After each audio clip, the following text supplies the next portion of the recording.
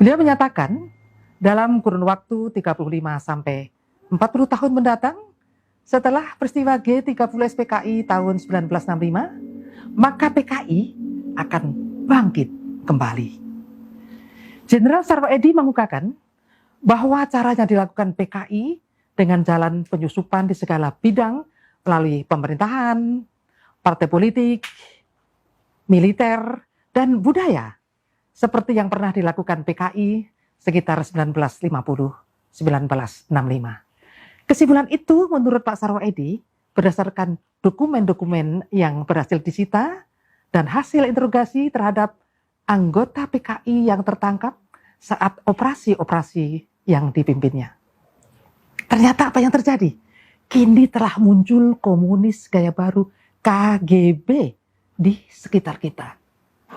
Banyak ciri-ciri dari komunis gaya baru, namun dengan durasi yang singkat, kami sampaikan 3 ciri terlebih dahulu, yaitu memutarbalikkan fakta, berdusta, dan intimidasi.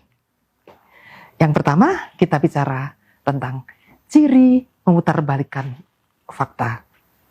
PKI sebagai pelaku pemberontakan G30S tahun 1965 telah diputarbalikkan PKI menjadi sebagai korban melalui tulisan-tulisan di media atau beberapa buku yang ditulis dan dijual melalui toko-toko buku.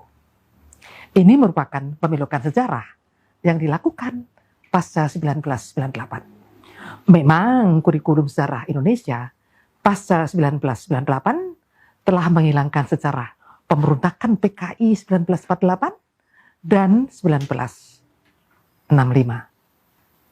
Oleh karena itulah, para pelajar bahkan mahasiswa lebih percaya pada tulisan-tulisan yang mereka peroleh di media ataupun buku-buku yang ditulis oleh simpatisan PKI. Yang kedua, ciri berdusta.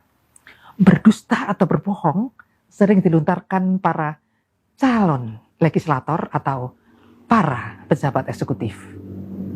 Seorang caleg dari partai tertentu berkampanye begini, nanti kalau saya menjadi anggota DPR RI akan mendorong pembebasan uang SPP di sekolah-sekolah. Setelah jadi, boro-boro ya bersuara seperti itu di DPR. Yang penting menang dulu dan bisa duduk sebagai anggota DPR.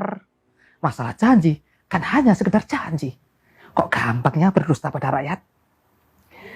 Ada lagi seorang pejabat publik yang pada awalnya berbicara bagaimana cara menangkal korupsi di depan para staf dan pegawainya. Ini bahkan diviralkan melalui media sosial. Baru setahun menjabat, ia ditangkap KPK karena korupsi. Nah, ini merupakan kebohongan atau dusta yang nyata. Jadi yang ketiga adalah ciri intimidasi. Banyak cara intimidasi yang dilakukan oknum belakangan ini. Seorang pejabat KPK, Komisi Pemberantasan Korupsi, pulang dari sholat subuh di masjid, disiram matanya dengan air keras. Terlepas siapa pelakunya, ini kan merupakan intimidasi terhadap pejabat yang pernah membongkar korupsi di Indonesia. Ada juga seorang ulama terkenal, kita sebut Syekh Ali Jaber. Beliau beberapa bulan lalu dianiaya dengan menggunakan senjata tajam saat memberikan ceramah di masjid salah satu provinsi Lampung. Setelah pelakunya ditangkap, kok dinyatakan sebagai orang gila? Ada ya? Masa orang gila kok bisa memilih ulama atau kiai untuk dianiaya?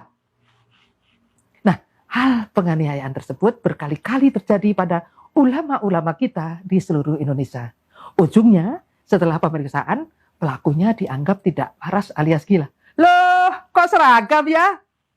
Penganiayaan terhadap para kiai persis dilakukan PKI pada tahun 1948 dan 1965. Intimidasi seperti itulah juga merupakan ciri komunis gaya baru. Saya Maria Juraida dari IWatch. Sampai jumpa. Billahi taufiq wal hidayah. Assalamualaikum warahmatullahi wabarakatuh. Pancasila, dasar negara, kobarkan semangat kita. di antara